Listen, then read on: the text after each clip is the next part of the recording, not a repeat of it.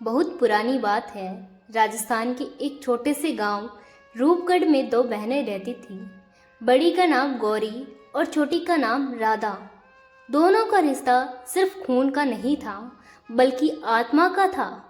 जैसे एक की हंसी दूसरे का सुकून हो और एक की उदासी दूसरे का दर्द। उनके माता पिता का देहांत बहुत पहले हो गया था। अब से दोनों एक दूसरे का सहारा बनकर जीवन काट रही थी। गौरी उम्र में 5 साल बड़ी थी, पर उसने माँ की तरह राधा की परवरिश की।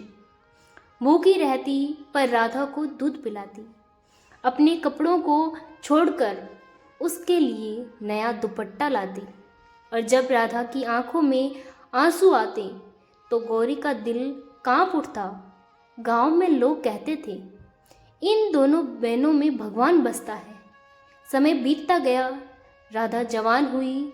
उसकी आंखों में सपनों की चमक थी और गौरी के चेहरे पर जिम्मेदारी की लकीरें गहरी हो चली थी।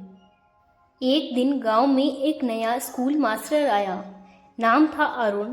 पढ़ा लिखा, शांत और नेक दिल।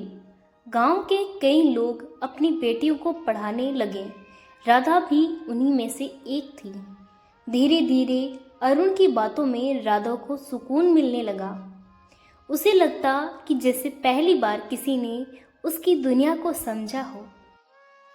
अरुण भी उसकी मासूमियत पर मोहित था। गौरी सब कुछ समझ रही थी, पर वह चुप रही। कुछ महीने बाद अरुण ने गौरी के पास आकर कहा, मैं राधा से शादी करना चाहता हूँ, अगर तुम अनुमति दो। गौरी ने दिल में हलचल मचाई। वह खुश भी थी और डर भी गई थी। राधा उसकी पूरी दुनिया थी। उसके जाने के बाद वह बिल्कुल अकेली रह जाएगी। लेकिन उसने अपनी आंखों में आंसू छिपाकर मुस्कुराते हुए कहा, अगर मेरी राधा खुश रहेगी तो मैं सबसे ज़्यादा खुश रहूंगी। शादी की तैयारियां शुरू हुई। पूरा गांव उमंग से भर गया। लेकिन शादी से 2 दिन पहले अचानक राधा को तेज बुखार चढ़ा।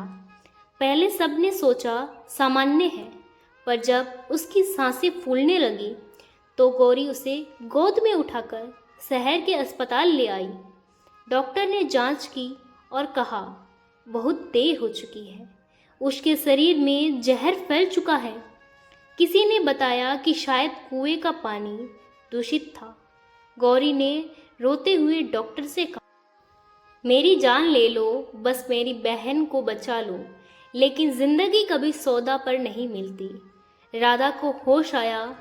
उसने बड़ी मुश्किल से आंखें खोली और बोली, दीदी, अरुण आए थे? गौरी ने आंसू पोंछकर मुस्कुराते हुए कहा, हाँ, वो यही हैं, बस तुम्हें देखने का इंतज़ार कर रहे हैं। राधा ने कमज़ोर आवाज़ से कहा, दीदी, अगर मैं चली जाऊं तो अरुण को बता देना कि मैं उसे बहुत चाहती हूँ, पर सबसे ज़्यादा मैं तुम्हें चाहती हूँ। इतना कहकर उसकी सांसें थम गई। अस्पताल के कमरे में सन्नाटा छा गया। गौरी ने उसके माथे पर चुम्बन दिया और फूट फूट कर रो पड़ी। वह राधा के बिना जीने की कल्पना भी नहीं कर सकती थी। उसने राधा की चिता अपने हाथों से सजाई, उसके बालों में गजरा लगाया, जैसे वे अब भी उसकी छोटी बहन हो। जैसे तैयार करना है। पूरा गांव रो रहा था, लेकिन गौरी के आंसू रुक ही नहीं रहे थे। शाम को अरुण आया, टूट चुका था। बोला, गौरी जी, अब मेरा जीवन अर्थहीन हो गया है। गौरी ने उसकी ओर देखा और कहा, अगर तुम राधा से सच्चा प्रेम करते हो तो उसकी आखिरी ख्वाहिश पूरी करो। उसने चाहा कि तुम खुश रहो। लेकिन उस रात जब गौरी अकेली राधा के कमरे में गई, उसने उसकी तस्वीर के पास दिया जलाया और कहा, अब तेरे बिना ये घर खाली लग रहा है। राधा, तूने कहा था ना कि तू मुझे अकेली ना छोड़ना, तो मैं वादा निभाने आई हूँ। अगली सुबह गांव वालों ने देखा कि गौरी का शरीर उसी आंगन में पड़ा था जहाँ कल राधा की चिता जली थी। उसकी आंखें बंद थी, चेहरे पर अजीब सी शांति, जैसे वो अपनी बहन से मिल चुकी हो। किसी को उसके पास कोई जहर या रस्सी नहीं मिलती, बस उसकी मुट्ठी में राधा की पायल थी।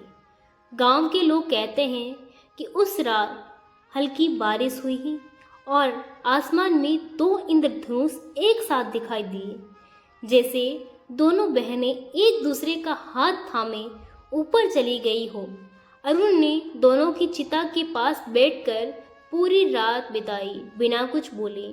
उसने कहा, कभी कभी प्रेम शादी से नहीं, आत्मा से जुड़ता है, और जब आत्माएं मिल जाती हैं तब कोई जुदाई नहीं रहती। गांव के लोग आज भी कहते हैं कि रूपगढ़ की वह पुरानी हवेली अब खाली नहीं लगती। रात को वहाँ से हंसी की धीमी आवाज़ आती है, जैसे 2 बहनें अब भी बातें कर रही हो। वही बचपन की बातें, वही झगड़े, वही प्यार।